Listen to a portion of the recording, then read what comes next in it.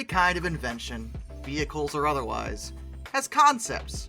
And a lot of those concepts, I'd argue even most of them, might not even make it to the production room floor. Locomotives are, of course, no exception to this, and there have been plenty of interesting concepts that just didn't get out of the gate in the end.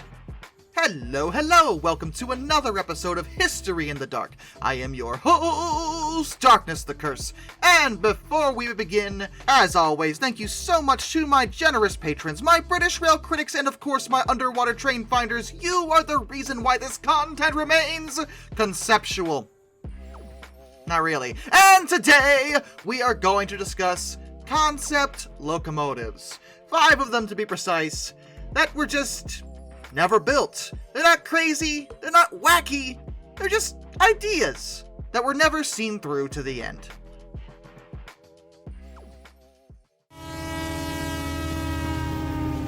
The Pennsylvania Railroad's 4646 locomotive.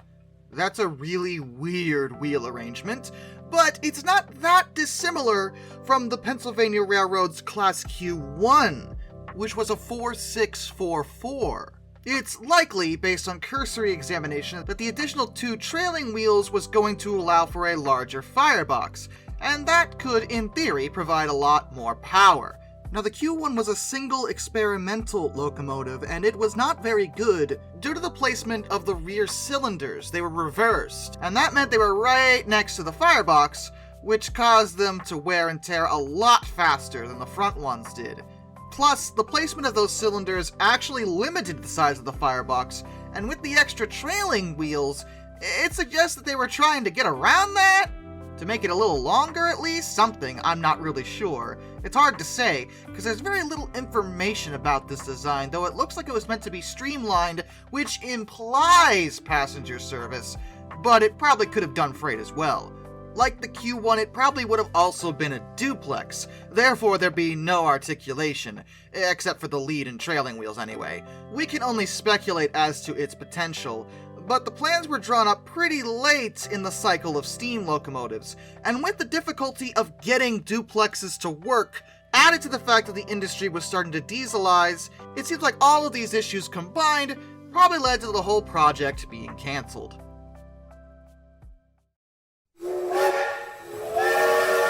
Santa Fe's 6444 locomotive.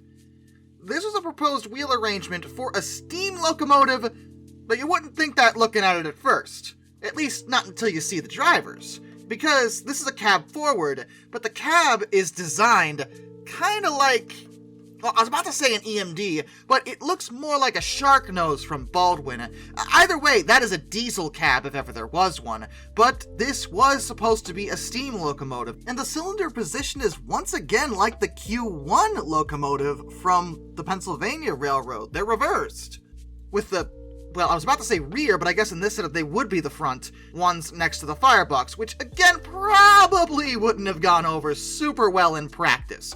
In any event, doing a cab forward design was probably an interesting thought, since other railways had seen success with that particular setup, but it never was built.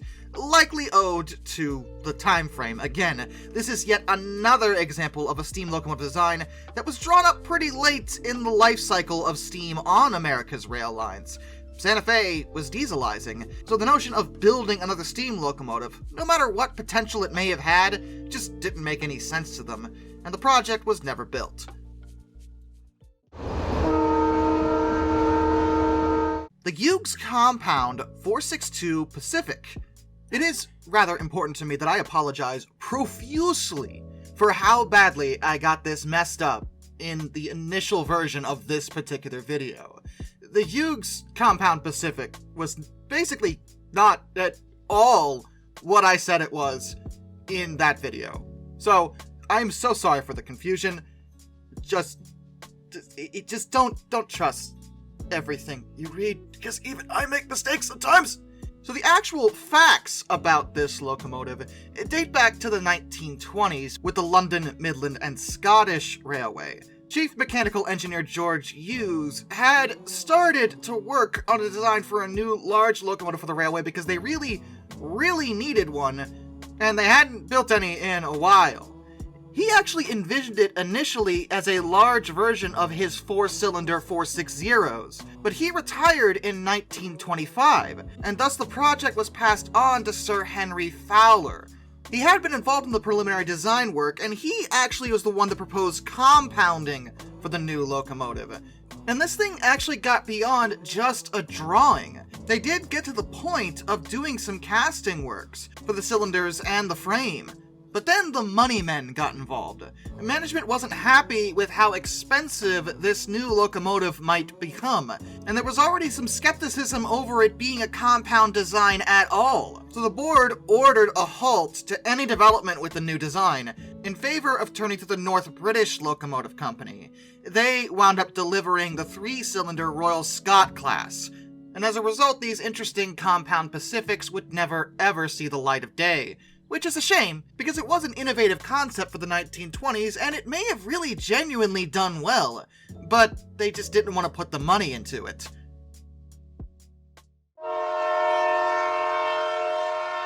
The Baltimore and Ohio Class W1. This one would have been weird, and I'm kinda hard-pressed to put this under a wheel arrangement. You're looking at it and you might say, it's a 484 Northern, and maybe, but here's the problem. There's no side rods on this thing. This was supposed to be a geared steam locomotive. Oh yes, like a shay. As a result, if you want to get technical, since each wheel was driven separately, it would be a 4-2-2-2-2-4. It's a geared locomotive is what it is, and it was meant to compete with modern diesel locomotives. The engine was designed to have 4 double-acting cylinders on each of the driving axles, giving the wheel 32 power strokes per revolution. But if you factor in the gearing, that would have given it over 92 power strokes per revolution. This is just nuts. Each driving axle actually had its own Besler steam engine, hence why it's also sometimes called the Besler type. And each one of those contained 4 steam cylinders tied to a set of gears with a gear ratio of 55-19. The whole point of this was that B&O wanted to develop a steam engine that could rival diesels, and in a press release way back on September 22nd, 1937, they announced its development and said that the tractive effort would rival the best engines ever built. Given the size of this thing, and the fact that it was geared, I believe that. That is one of the best traits of geared locomotives, though my concern with this is that as a geared locomotive, usually they aren't very fast, and yet it's designed to be streamlined? So I guess they were thinking it could go fast. Interesting.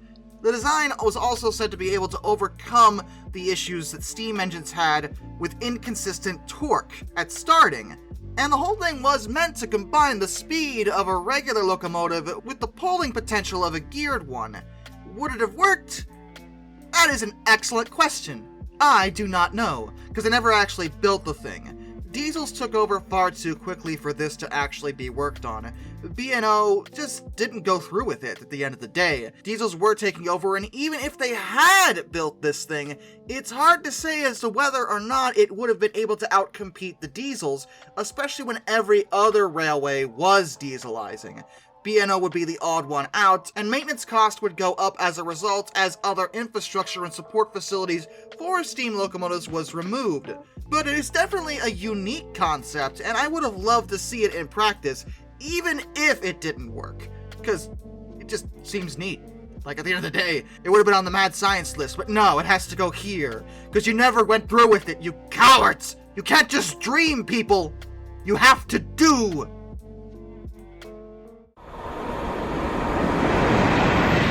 British Rail Class 93, otherwise known as the InterCity 250. This was a very late idea that was meant to be part of the InterCity 250 project on the West Coast Main Line.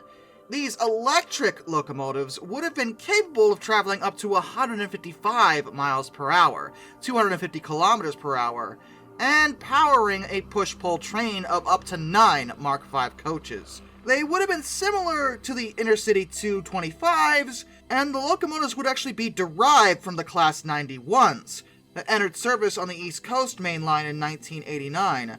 This idea actually got pretty far in development, to the point that tenders to construct the locomotives and rolling stock were actually issued in 1991, with an expected in-service date of 1995. They were hoping to get about 30 complete trains, with a total cost estimated at £380 million. But the project as a whole was cancelled in July of 1992, so the rolling stock orders were never actually fulfilled. The reason for the whole thing's cancellation was down to funding. BR started a major upgrade of its suburban and commuter EMUs, alongside the introduction of the Networker series, as well as the construction of the Channel Tunnel lines. They just didn't have the extra money at the time, so they cancelled the whole thing, though they did get as far as a life-size mock-up of the Class 93, which did survive. It's on display at the Midland Railway, Butterley, and Swanwick. There's also a 1/20th scale model in the warehouse in the National Railway Museum, York. There's actually been recent calls to even revive the project, as it did seem to have legitimate potential. It could have been a really good electric train set, but so far, nothing like that has ever happened. And it's hard to say. With the state of the rail network in the UK and a lot of the train sets now being made from foreign manufacturers, I'm just hard-pressed to imagine them taking up this project, though I do think it would be very interesting to see one day. And with that, a special thank you to all my underwater train finders: SomeDude267, Orange Glass, Benjamin Owens, Panzer Kitsune 131-232, Josh Johnson, Metal for Life Guy, Anzac A1, Arthur Roy, Tommy Rossini, Lord Captain Von Thrust III, Joshua Long, Brian, Jack Carson's Railroad Videos, Hayden DeGrow, Master of None, Lord Hoth 444, That Guy with a Beard, Mark Holding, Murder Drone Stall, A Person 723, DM Trouble Typhoon, Alfonso Lapuche, Royal Hudson 2860, Icer Fur 1405, Charles Kwiatkowski, Matthew Wolf, Ohio Trucker 1, Mr. Sleepy, Matt Weaver, Alaric Jaspers, Tom Redlion, Ennis Productions 8104, Hannah Bird, Hendrick Motorsports Fan 5, Wheeljack 8401, Rescues Greyhounds, and Dr. Racer 78. Till next time, this is Darkness, individual of fond farewell.